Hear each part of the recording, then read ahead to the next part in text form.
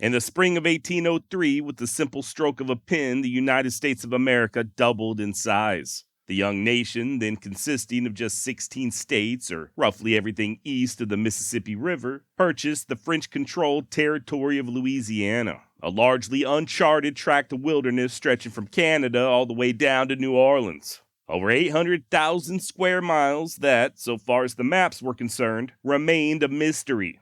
In order to figure out what they had just bought, President Thomas Jefferson sent out an expedition to explore the newly purchased territory, all the way west to the Pacific Ocean.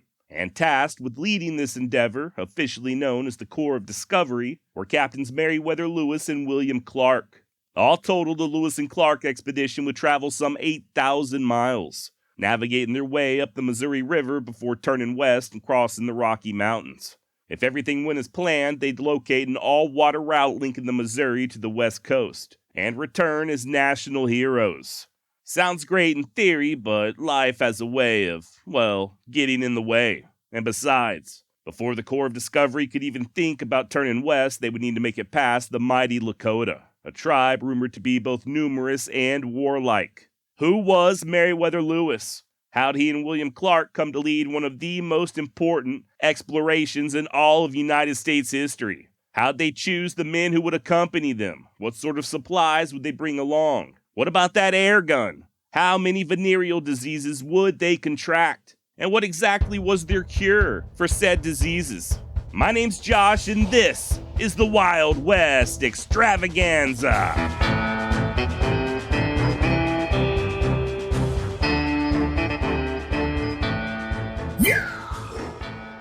As I alluded to in the intro, by the dawn of the 19th century, the United States of America consisted of just 16 states, the 13 original colonies, along with Vermont, Kentucky, and Tennessee, basically just everything east of the Mississippi River.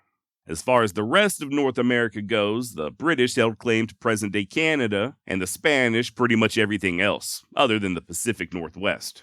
Not only did Spain control Mexico, California, and most of what's now the southwestern United States, but also the Territory of Louisiana. Over 500 million acres encompassing the modern-day states Arkansas, Missouri, Iowa, Oklahoma, Kansas, Nebraska, and South Dakota, along with portions of Louisiana, New Mexico, Texas, Colorado, North Dakota, Minnesota, and the majority of Montana and Wyoming. So yeah, quite a bit of land indeed. Now, this Territory of Louisiana once upon a time belonged to France, but they lost it in 1763 following their defeat in the French and Indian War, also known as the 7 Years' War for any of you communists who may be listening. That being the case, even though Spain technically owned the Territory of Louisiana, it was still mostly populated by the French, especially in places like New Orleans and St. Louis.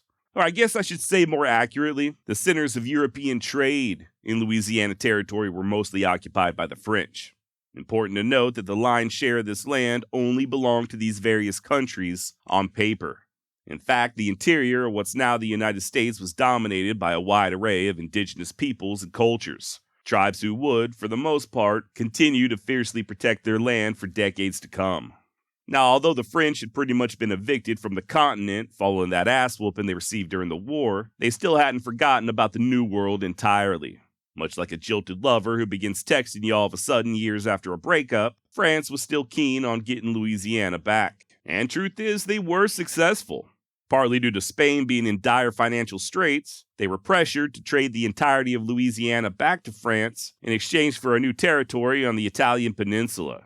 Sounds like a pretty raw deal to me, but hey, I'm sure it made sense at the time. Unfortunately for France, they had bitten off a little more than they could chew.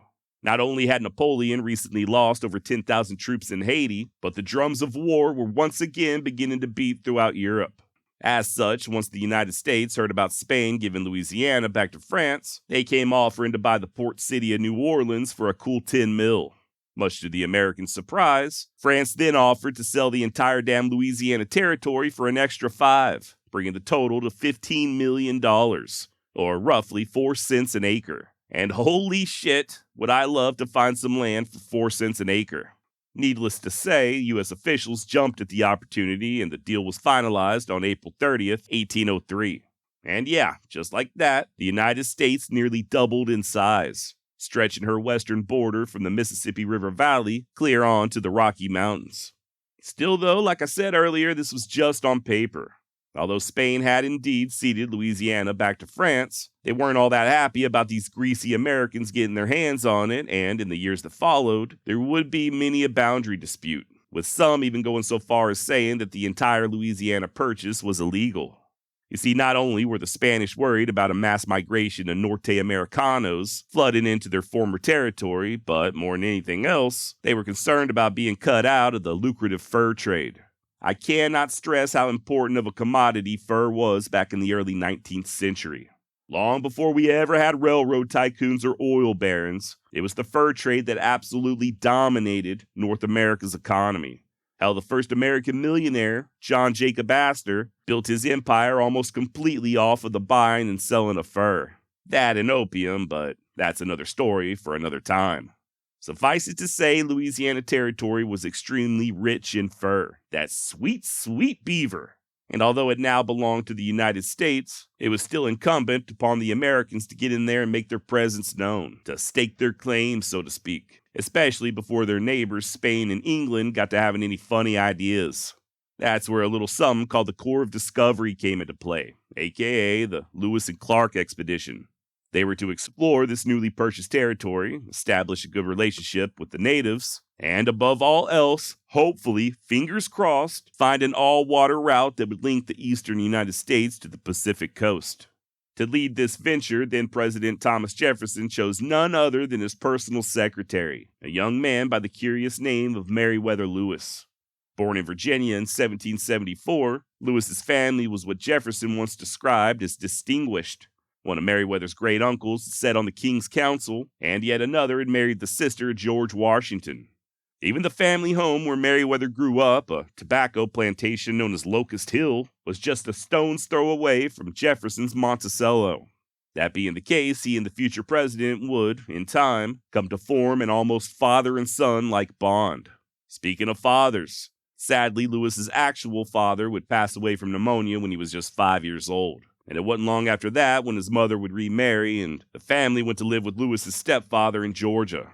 It's there where Meriwether would cultivate a love for the great outdoors, spending a good deal of time out in the woods hunting or just wandering, and even getting to know the local Cherokee. Also, thanks to his mother, Lewis gained an extensive knowledge of herbal remedies and the medicinal properties of various wild plants. He also grew up with an intense hatred of the British. Can't say as I blame him. According to a family friend, Lewis, quote, acquired in youth hardy habits and a firm constitution. He possessed in the highest degree self-possession of danger, end quote. I'm not really sure what that means, but I think what the guy was saying was that Lewis had the goods.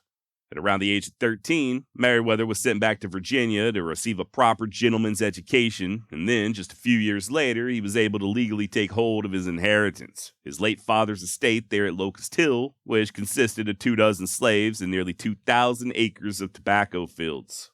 Still, though, I guess the life of an aristocrat didn't much appeal to young Meriwether. He joined up with the Virginia militia during the Whiskey Rebellion, and apparently he liked soldiering more than planting tobacco, as he would transfer to the regular army not long thereafter and work his way up to the rank of captain.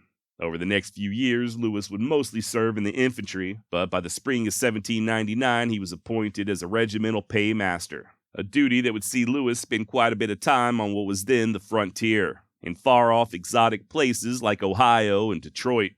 Now, although Lewis did garner one hell of a reputation as both a soldier and an officer, he was still prone to being somewhat of a hothead, and, let's be honest, a little thin-skinned. Also, didn't help matters none that he had developed a taste for liquor. Matter of fact, Meriwether would face a court-martial in 1795 after drunkenly challenging a fellow officer to a duel, a charge that he was later acquitted of, but still, the dude was not one to back down, especially after he had a few drinks under his belt.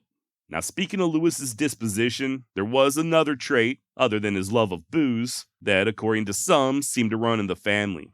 Per Thomas Jefferson, Meriwether suffered from quote-unquote hypochondriac affections, or what we would now describe as depression. While this affliction doesn't seem to have slowed Lewis down much in his youth, it would come to greatly haunt him in his latter years.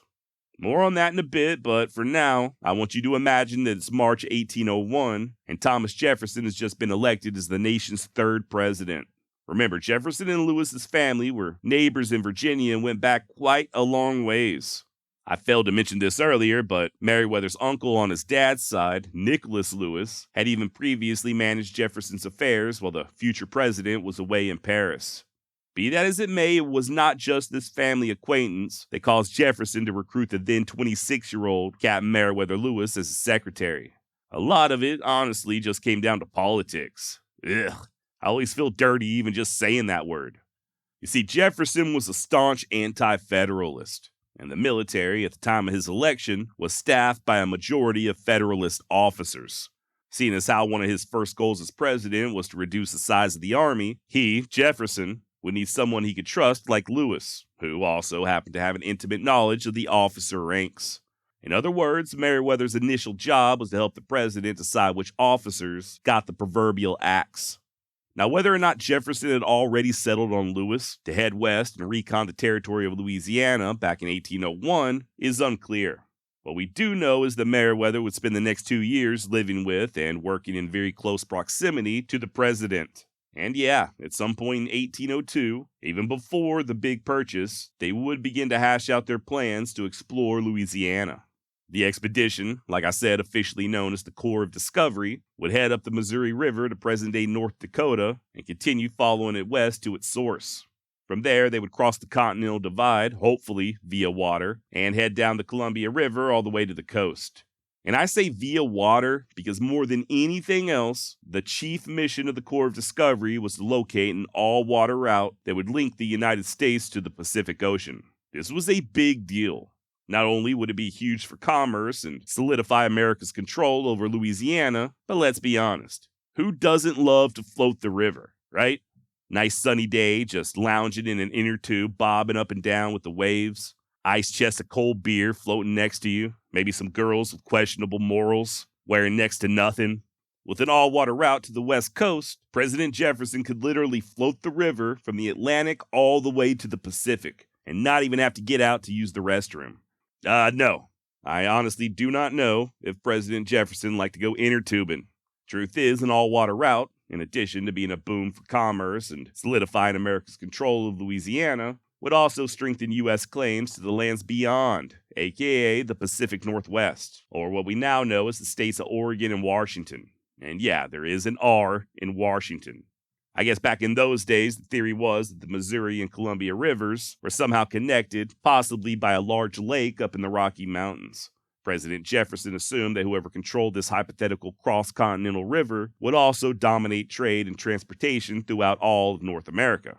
In addition to all of this, the Corp of Discovery was to also establish friendly relations with the various indigenous tribes that they would encounter. Once again, this was mostly with commerce in mind. Remember what I said earlier about the fur trade. There was big money in beaver, and the United States was hoping to steal native trade away from the English. That said, Captain Lewis was to also learn and record as much as he could about these indigenous cultures, their languages and religions, relationships with other tribes, stuff like that. He was to inform them about the recent Louisiana Purchase and convey the size and strength of the U.S. government. And hopefully, even compel a few of their leaders to travel to Washington, D.C. and meet with Jefferson. Maybe even do a little bit of river floating. Then there were the scientific aspects. Along the way, Lewis was to map the rivers, take careful observations of latitude and longitude, explore any and all new animal species, describe the flora and fauna and various minerals, and of course, ascertain what land was hospitable to farming. By the way, as far as my source material while researching this series, I did lean heavily on Stephen Ambrose's Undaunted Courage. This is one of my absolute favorite nonfiction books of all time. If you're looking to go on a real deep dive of all things Lewis and Clark, I cannot recommend Undaunted Courage enough. Then there's the actual journals that were kept by the captains and a few of the other men. I have not read each and every entry into these man diaries, but I did consult them more than a few times. If you're interested, you can check the journals out for free at lewisandclarkjournals.unl.edu. Finally, if by the time we're done with this series, your itch has still not yet been scratched and you're hankering for some more Corp of Discovery goodness, you'd be doing yourself a favor by checking out the Explorers podcast. Host Matt Breen does some excellent work, and I found his 8-part series on the expedition to be extremely thorough. Links to all of this down below in the show notes. Now, like I said, Lewis was already living with President Jefferson prior to the Louisiana Purchase, and they had even already began planning the expedition. Once the purchase was finalized, however, and Lewis was officially designated as the Corp of Discovery's leader, that's when the preparations really accelerated. For the better part of the next year, Lewis underwent a crash course in all things scientific, studying maps, geography, history, botany, cartography, a lot of other words that I don't really know what they mean. He had to learn how to use special tools like a sextant and octant, in addition to learning how to properly identify and label plants and animals with all them fancy Latin terms. And this would not be a solo venture. Joining Meriwether as a co-captain would be an old army buddy of his by the name of William Clark. And I say co-captain, but in reality, Clark was only given the official rank of first lieutenant.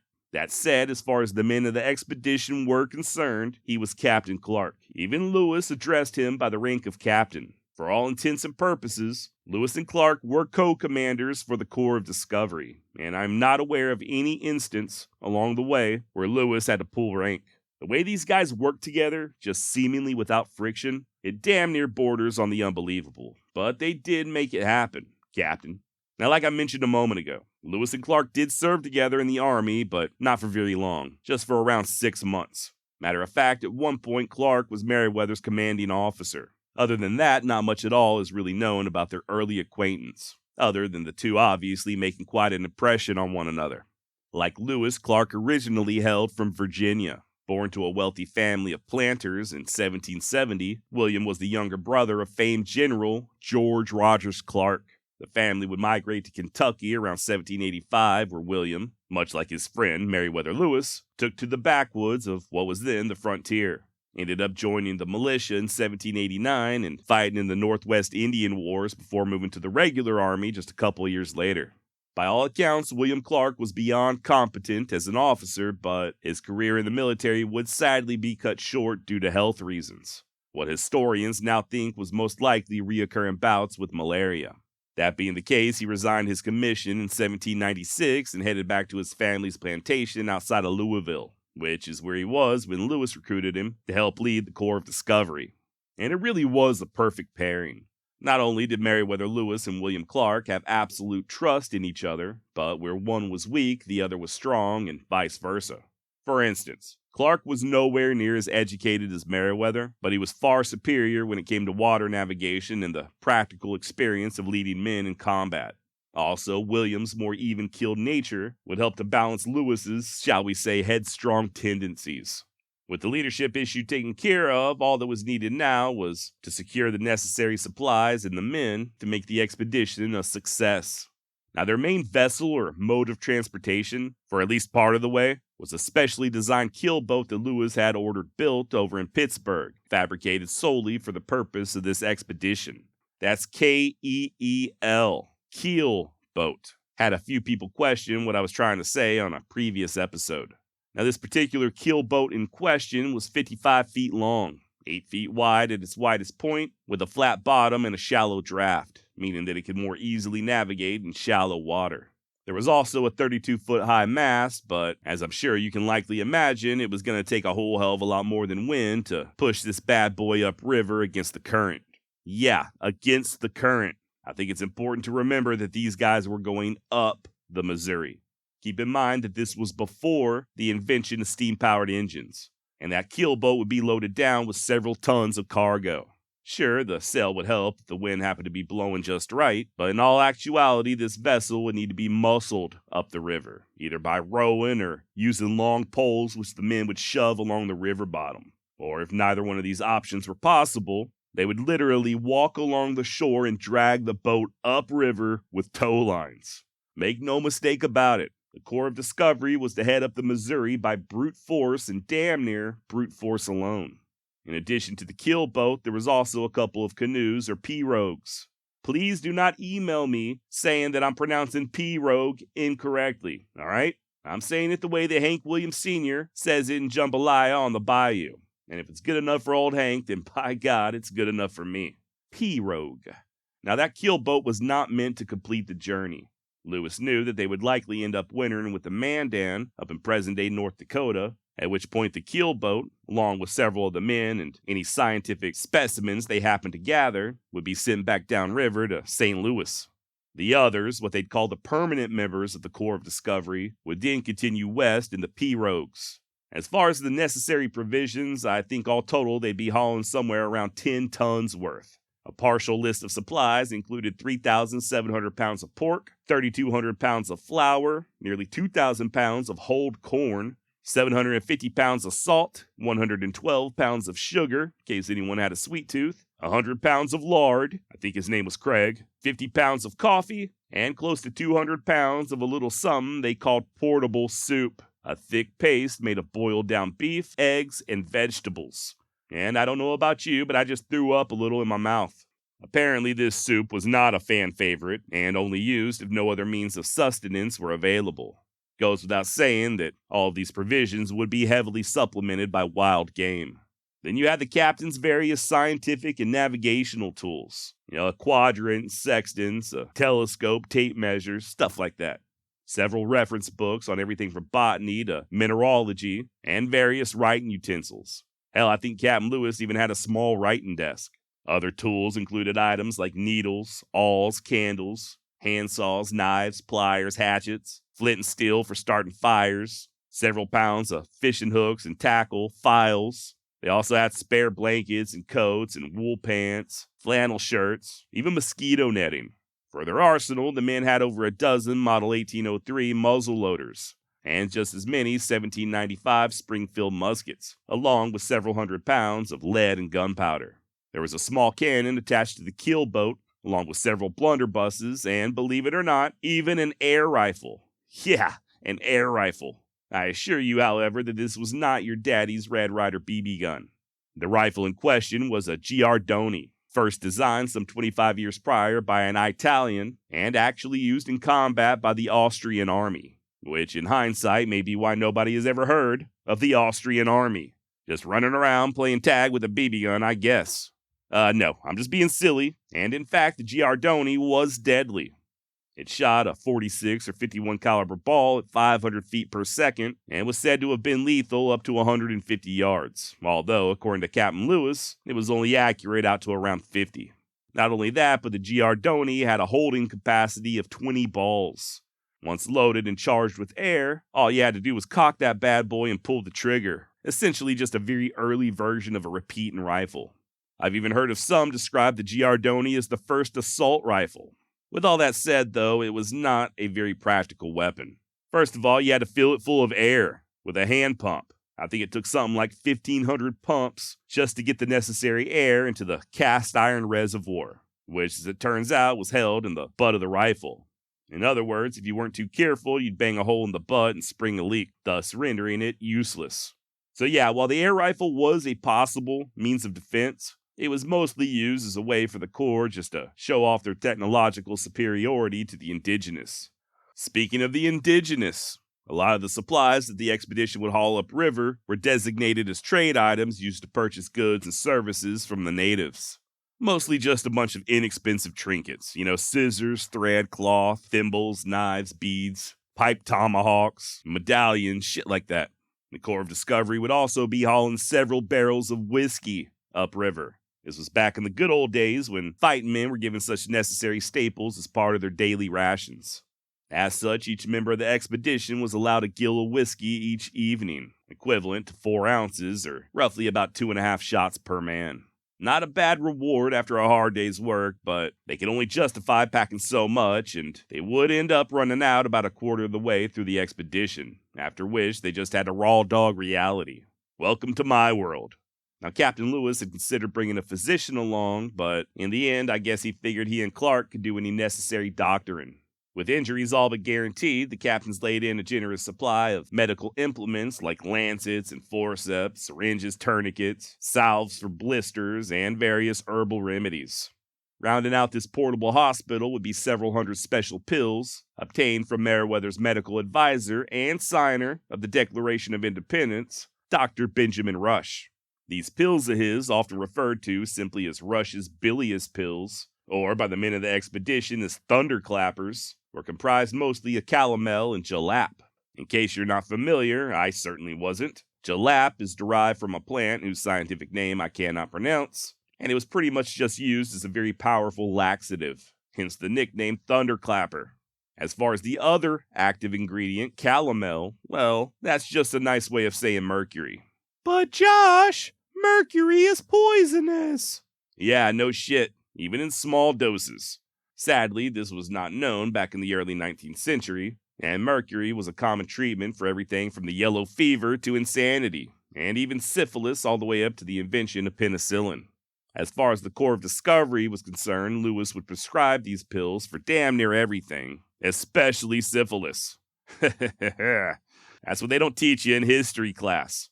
As it turns out, the men of the expedition were riddled with STDs, and the mercury treatment might explain why so many of them would end up dying fairly young.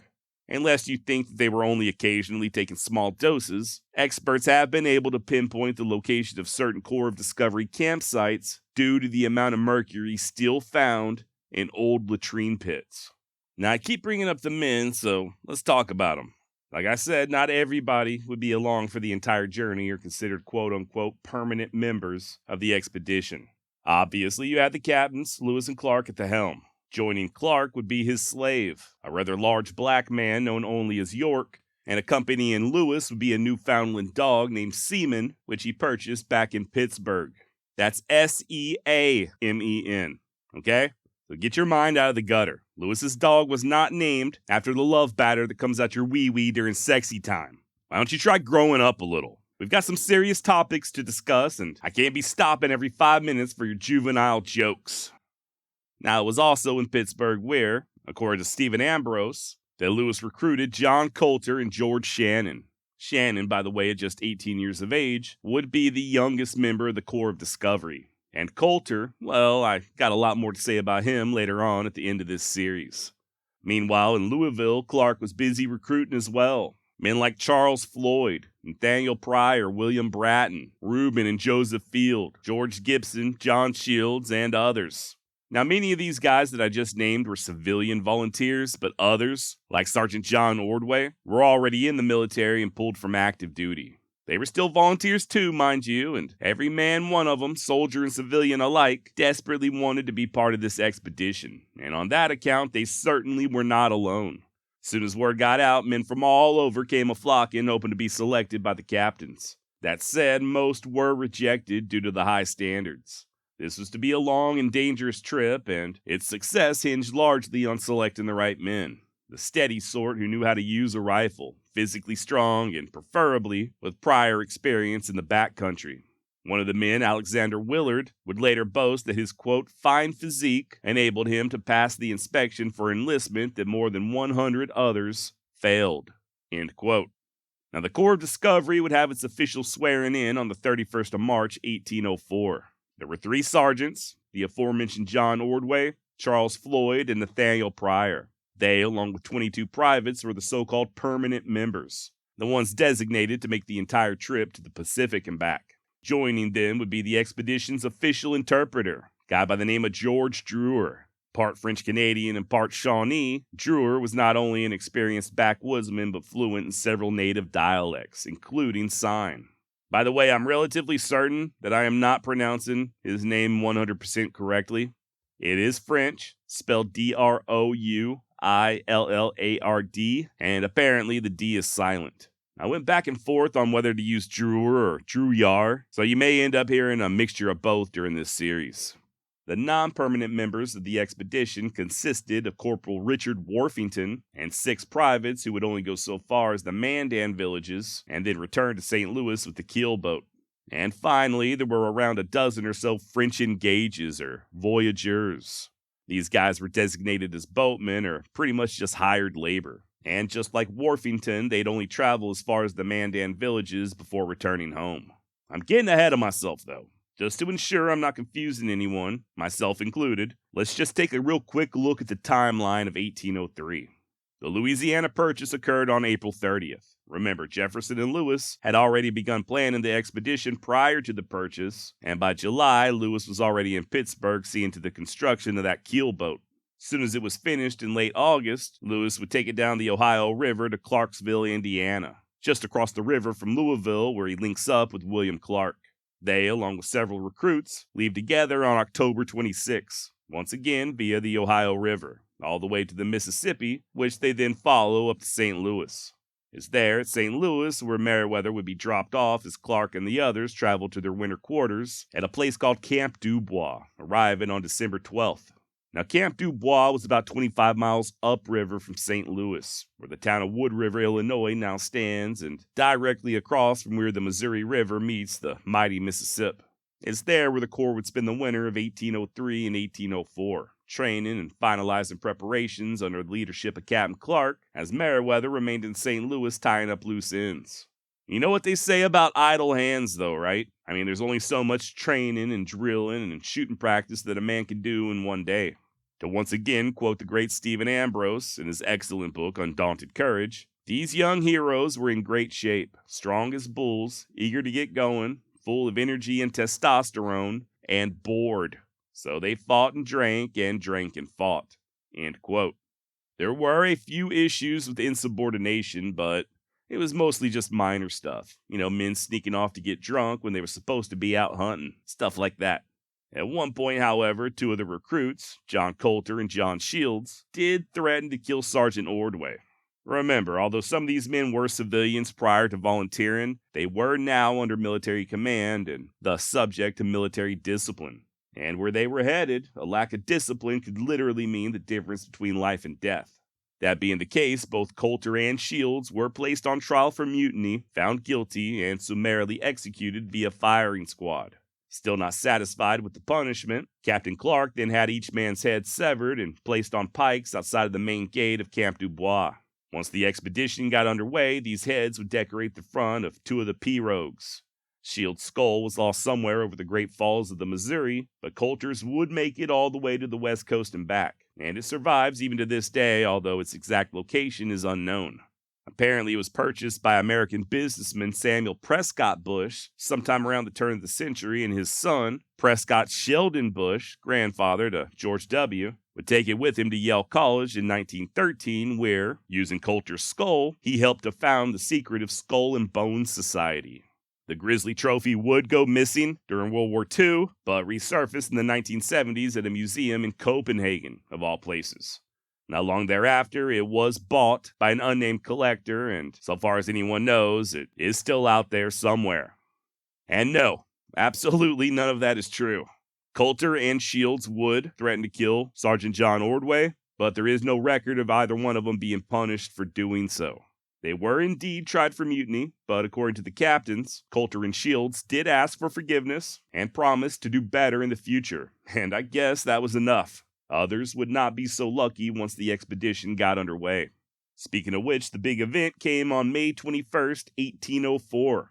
A week earlier, Clark and the others had met up with Captain Lewis at St. Charles, Missouri, and it's there where they departed, bound for the great unknown. No sooner had the oars hit the water when Private William Bratton jokingly asked, "Are we there yet?" The men all chuckled as Captain Lewis put on a mixtape he had compiled special for the expedition, consisting mostly of songs like Life is a Highway, Willie Nelson's On the Road Again, Bohemian Rhapsody, and of course the classic I Will Sell My Vessel by Garth Brooks. And no, I did also make that up. I don't think any of those songs existed in 1804. But can you imagine just how annoying that would be? Also, I got to imagine that at least one of the men was trying to play whatever the 19th century version of Slug Bug was, for the others threatened to throw his ass overboard. And those French boatmen were for sure singing, Alouette, jante, alouette, alouette, jante plumeret. No wonder they got sent home early. Now, just a moment ago, I mentioned that the expedition was heading into the great unknown, but that's not exactly accurate. I do think this is worth discussing because there seems to be two prevailing and contradictory narratives. One is that Lewis and Clark were the first people to ever see or travel over any of the land they ended up traversing on their way to the Pacific. The other is that the area had already been extensively explored prior to the expedition, and that the Corps of Discovery didn't really accomplish much of anything as far as discovery goes. As always, the truth lies somewhere in the middle. First of all, I do think this goes without saying, but there were hundreds of thousands of Native Americans who called the Territory of Louisiana home. They and their ancestors were, without a doubt, the first to discover mountain passes and rivers and other landmarks. They knew about the wonders of the Great Falls and Yellowstone and Yosemite for thousands of years before Europeans ever dreamed of showing up. As you'll soon hear, if it wasn't for the knowledge possessed by these tribes, and in many cases the help they provided, there is a very good chance that the entire expedition would have been a failure. Oh, and by the way, by the time the Corps of Discovery began, there were Native Americans living along the Missouri River and there on the Great Plains who had already traveled to Europe and back. In many ways, they had traveled more extensively and experienced more culture and refinery than either one of the learned captains. Now, as far as what the rest of the world knew, thanks to James Cook and his 1780 voyage, there was a pretty decent idea as to the overall size of North America. Also, the Columbia River had been somewhat explored as recently as 1792 by American merchant Robert Gray, no relation to Christian Gray. By 1803, it was just the interior of North America that remained a huge blank spot on the map, and even then, some of these blank spots were filled in prior to the Corps of Discovery taking off in 1804. Remember, the Spanish had explorers as well. Then there was the French and bloody British up there in the frozen wastelands of Canada, slowly working their way down south. Hell, the Vérendrye brothers out of Quebec were most likely the first ever Europeans to see the Rocky Mountains, and that was back in the 1740s, in present-day Wyoming, 6 decades before Lewis and Clark. In the years that followed, many a Canadian fur trader had ventured on past the Great Lakes and into the Dakotas, while still others made a similar trip north up the Missouri. That being the case, the Corps of Discovery would encounter white traders living among several tribes along the Missouri River in the fall of 1804, some of whom had already been as far west as the Black Hills. Furthermore, thanks to these traders, before even setting off from St. Charles, the captains already knew that they would encounter the Lakota and Hidatsa and the Mandan further upriver. And it was from the Mandan and Hidatsa that they learned about what lay before them in present-day Montana. You know, the falls of the Missouri and the Rockies and other tribes like the Assiniboine and Shoshone. So yeah, Lewis and Clark weren't exactly starting this journey blind. Even the Rocky Mountains had already been crossed by Europeans, albeit much further to the north. Back in the early 1790s, a British explorer by the name of Alexander Mackenzie had traveled from northern Alberta, west across the Divide, all the way to the Pacific in present-day British Columbia. And full disclosure, this wasn't even the first time that the United States had attempted such a venture. I didn't learn about this until very recently. Shout out to the Meat Eater podcast for this little tidbit. But in 1786, the Connecticut-born John Ledyard, at the urgings of Thomas Jefferson, attempted to travel from Russia to the Pacific Northwest, sort of a back-asswards version of the Lewis and Clark expedition. The idea was that Ledyard would cross over to Alaska from Russia and then work his way down the coast to the Columbia River, after which he would cross the Rockies and from there follow the Missouri down to St. Louis. Sadly, he'd be arrested by the Russians and deported before making it out of Moscow. A few years later, in 1790, then Secretary of War Henry Knox ordered John Armstrong to head up the Missouri all the way to its source, and while there explore its southern branches. Unfortunately, due to poor planning and a lack of adequate supplies, this secret expedition never made it further than St. Louis. Then, just 2 years later, Thomas Jefferson was planning on sending botanist Andre Michaud up the Missouri with similar goals. Much like with Armstrong, however, this venture ended up dead on the vine before it even started. I don't really know all the particulars, but if I'm not mistaken, Michaud ended up being a damn French spy. So yeah, Lewis and Clark were certainly not the first people to attempt such a feat, nor would they be the first white people to ever cross the Rockies or to even set foot in the Pacific Northwest. That said, they were the first in many other aspects. They did make significant scientific discoveries. They were the first contact for more than a few tribes, and they really did blaze a trail that, in my opinion, helped open up the rest of the American West for everyone else. In a lot of ways, I do consider the Lewis and Clark expedition to be the genesis of the so-called Wild West. I mean, this was decades before guys like Jim Bridger or Hugh Glass or Jed Smith. And after nearly 8,000 miles across a mostly uncharted territory, many of those aforementioned blank spots on the map were indeed filled in thanks to the Corp of Discovery. Also, they weren't even back in St. Louis before the first trickle of American fur trappers began following in their wake. And by the way, just because there were certain things, air quotes, known about these western lands and their inhabitants, doesn't necessarily mean that the information was accurate. For instance, earlier I mentioned how Mackenzie had crossed the Rockies some 3 decades prior. Well, it just so happens that the area he crossed was relatively low, just around 3,000 feet. This gave many people, Jefferson and Meriwether Lewis included, the false idea that the Rockies were around the same size as the Appalachian Mountains. In truth, when it came time for the Corp of Discovery to first cross the Continental Divide, they would do so at an elevation of over 5,000 feet. And then, no sooner were they across, that they came face to face with the Bitterroot Mountains. And let's not forget about the woolly mammoths. Although not a total and complete mystery, so little was known about these western lands that President Jefferson thought that the men of the expedition might just encounter giant mastodons. He also thought they would possibly bump into the lost tribe of Israel, and that the Mandan were descended from the Welsh. I shit you not. And Jefferson was not alone with these ideas. Dr. Rush, the guy that had provided Lewis with those mercury pills, also gave him an extensive and, in my opinion, intrusive list of things to study when it came to the natives. Everything from their rest and pulse rate to what age females began menstruating, and even whether or not any of their religious ceremonies resembled those of the Jewish people. Why they thought that there was a lost tribe of Israel out west, I do not know, but apparently this was a commonly held belief. So yeah, while there were certain things that were known about the Territory of Louisiana, there was also quite a bit of mystery. Of course, like I mentioned earlier, none of that amounted to a hill of beans if they couldn't get past the Great Sioux Nation without losing their scalps. Word had it that the Lakota were not only numerous along the river, but hostile to boot, what some had already taken to calling the pirates of the Missouri. They were for sure going to demand a toll for crossing through their territory. That much was a given. Only question was, would Captains Lewis and Clark be able to afford it? And I think that's where we're going to go ahead and wrap up today's story. Sorry for this delay between episodes. I originally was just going to cover John Colter, and that turned into me doing an entire series on the Lewis and Clark expedition. I think all total this is going to end up being 5 episodes. So please join me next week, and we will continue our journey. Till then, head on over to wildwestextra.com for more true tales from the wild and woolly West. While you're there, hit that contact button. Let me know what's on your mind. That's wildwestextra.com, or available wherever you get your podcasts, except for SoundCloud because I'm a grown man and not a 17-year-old mumble rapper. All right, till next week, adios.